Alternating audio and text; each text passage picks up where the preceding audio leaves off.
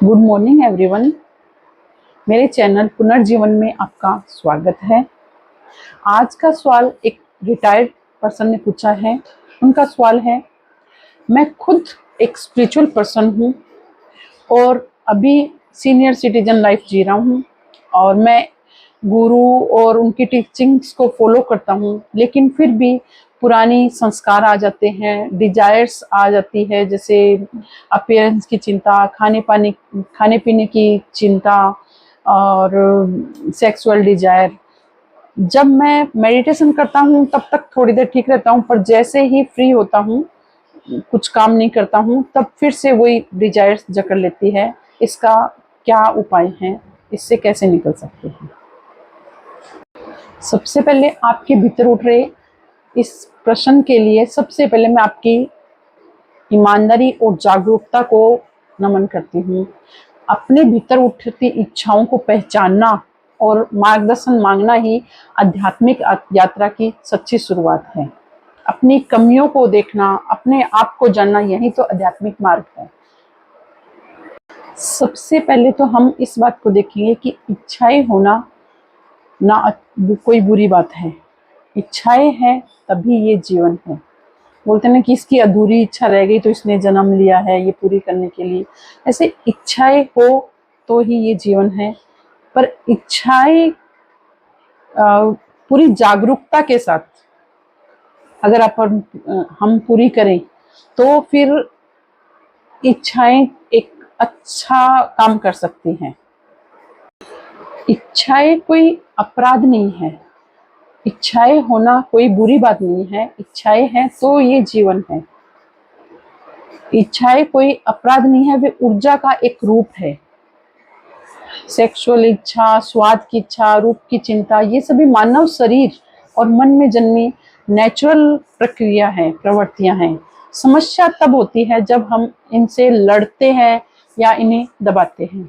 इन इच्छाओं को जड़ से मिटाना नहीं बल्कि संभव नहीं है, बल्कि उन्हें उच्च ऊर्जा में उनको रूपांतरित करना ही सच्चा योग है। उनको रूपांतरित कर सकते हैं और वो जागरूकता से ही कर सकते हैं, उससे हम इससे निपट सकते हैं। आपने बताया कि जब कोई काम करते हैं या ध्यान में होते हैं तो मन शांत रहता है और उसके बाद फिर से वही पुराने संस्कारों की ओर खींचता है। यह नेचुरल प्रक्रिया है। इसका उपाय यह है कि ध्यान सिर्फ आप बैठते वक्त आसन पर ही न हो, बल्कि यह सारा दिन जागरूकता से हर काम में होना चाहिए। तभी आप इस स्थिति से निकल सकते हैं। जब इच्छा उठे कोई भी चीज की हो तो आप उसको सिर्फ देखे, सोचे उसके बारे में, ना उसको दबाए ना उसको पकड़े।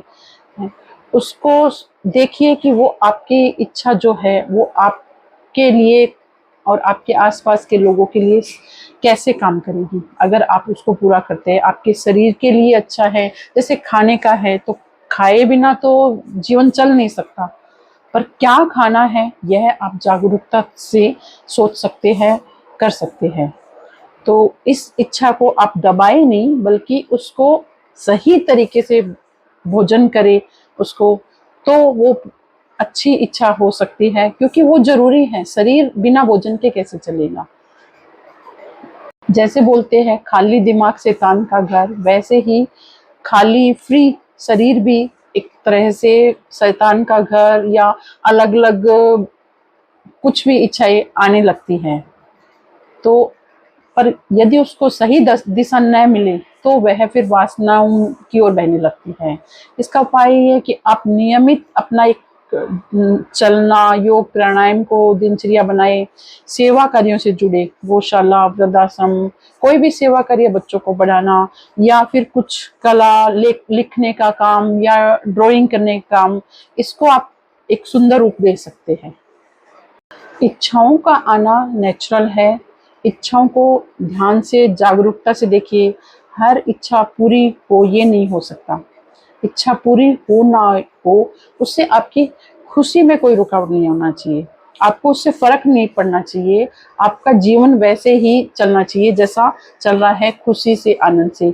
यही तो आध्यात्मिक और बिना आध्यात्मिक में अंतर है। इच्छाएं तो आना स्वाभाविक है, पर उनसे कैसे निकलना है ये आध्यात्मिकता सिखाती है।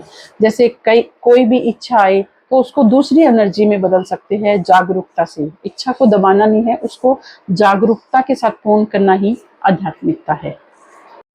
ये पुराने संस्कार आखिरी सांस तक कभी भी सिर उठा सकते हैं, पर आप जितना सजग रहेंगे, जागरूक रहेंगे, उतना शांत और समर्पित जीवन जी पाएंगे। आपका जीवन एक प्रेरणा बन सकता है। इसलिए मैं ईश्वर से प्रार्थना करती हूँ कि आपको आंतरिक स्टेबिलिटी और दिव्यता प्रदान करे। अंत में कैसा लगा आपको आज का जवाब? अच्छा लगा तो ज़रूर इसको शेयर करिएगा, ताकि और लोग भी इससे फ़ायदा उठा सके और अपने जीवन को स्टिल और खुशी भरा बना सके। धन्यवाद।